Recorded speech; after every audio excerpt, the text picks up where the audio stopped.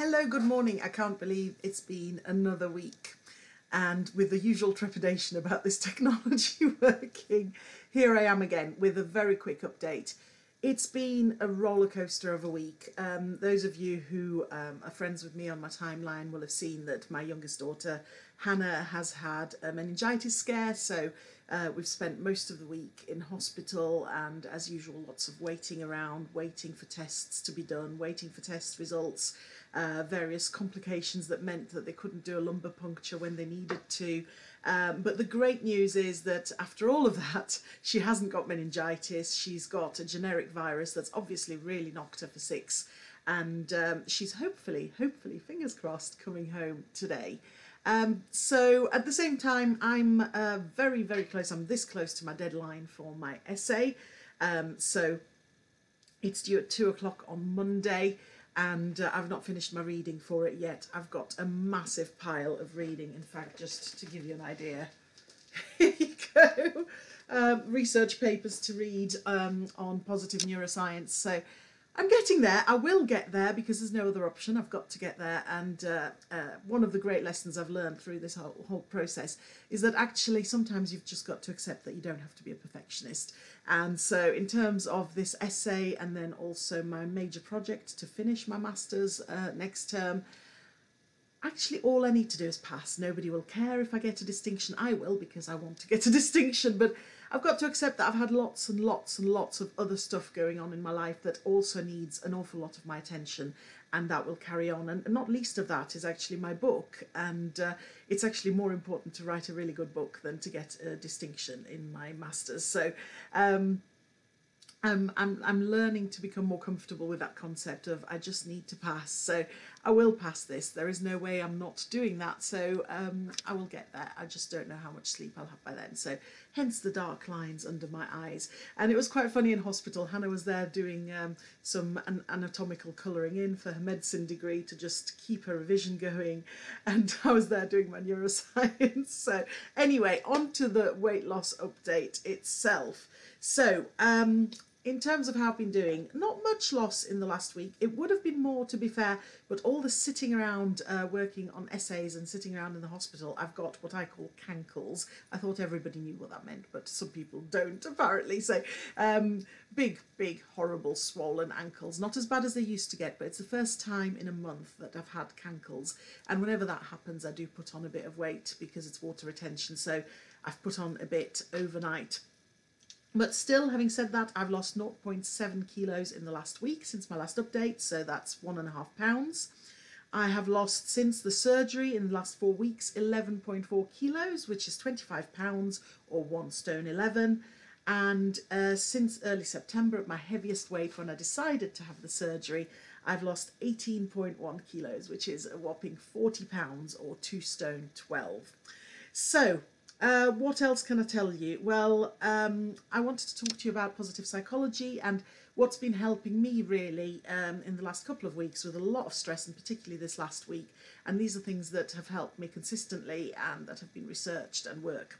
So I want to talk to you about a researcher called Barbara Fredrickson in America. She came up with a very well supported theory, the broaden and build theory of positive emotions, which put simply means that if you experience more positive than negative emotions, you are more likely to do well in life, you're more likely to be happy, you are more likely to become more resilient as well against life stressors. So in her terms, you're broadening your thought action repertoires, as she puts it. So the things you do, the things you think. So you open your horizon, you're more receptive to positive relationships, you're more able to think clearly, to do what you need to do, to prioritize, etc. And you're building your positive emotions so that then you've got this positive spiral, and you're building your internal resilience and other resources as well. So you've got this positive spiral that goes up and up. The more you have positive emotions, the more you've got this broadening and building going on, the more that's happening, the more you experience positive emotions, etc. And she also added an additional dimension later on to this theory, and she then renamed it the broaden, build and undo theory of positive emotions, because negative emotions over a period of time sustained can have very negative effects on your body. So for example, the sustained buildup of cortisol, which is a stress-related hormone, can really have a negative effect on your immune system. There's a lot of research to back that up. And what Barbara Fredrickson's research shows is that if you have more positive than negative emotions, that can actually undo some of those negative physical effects of the negative emotions. So how do you do it? How have I been doing it? Well, for example, Hannah and I took my laptop into the hospital, and we've been watching stuff on telly that's made us feel really great. So there's, I don't know, those in the UK might remember The Secret Life of 4-Year-Olds, The Secret Life of 5-Year-Olds, brilliant programme about the way that 4 and 5-year-olds behave around each other and the way that their personalities develop. And this has been done now for the US market, which we didn't know, which is called The Secret Life of Kids. And I don't know where you can see it in the US, whether it's currently being broadcast or just has been, but in the UK you can watch it on All 4. So we've been watching that, and it's been properly, I mean, we have been belly laughing at that. And it's really about taking every opportunity, even through stressful times, to find things to laugh at together, to find time to spend with the people you love, to make the most of the moments of connection. And that leads me also to the next part of the more recent part of Barbara Fredrickson's work, which is her book Love 2.0, which I highly recommend, in which the first half is all theory and basically all the research to back up what she's saying, and the second half is activities you can do. And she talks about love being the supreme positive emotion. Now, she doesn't mean necessarily romantic love, and she means really micro moments of connection a lot of the time. So the really small things, from crossing somebody in a doorway and having that awkward moment when you don't know who's going to go through. And in that moment, you make eye contact, you smile, maybe you have a bit of an awkward laugh together, and you're sharing a moment. And that is a micro moment of connection that she defines as love. And so while Hannah's been in hospital, it's been great for us to be able to just have these micro moments of connection, not just with each other, which we do all the time, but with every doctor, every healthcare assistant, every nurse we spoke to, just making that very brief contact, even when they're really rushed, while they're doing observations, while they're changing a cannula, even while they were doing the lumbar puncture yesterday on Hannah, which was horrible, poor thing. There were these moments of connection, these moments where Hannah was even laughing while she was having the lumbar puncture done, when they were chatting about certain things. So it's possible to have these micro moments of connection even at the most difficult times. And that really boosts positive emotions, which then ultimately, of course, brings us back to that spiral of positivity.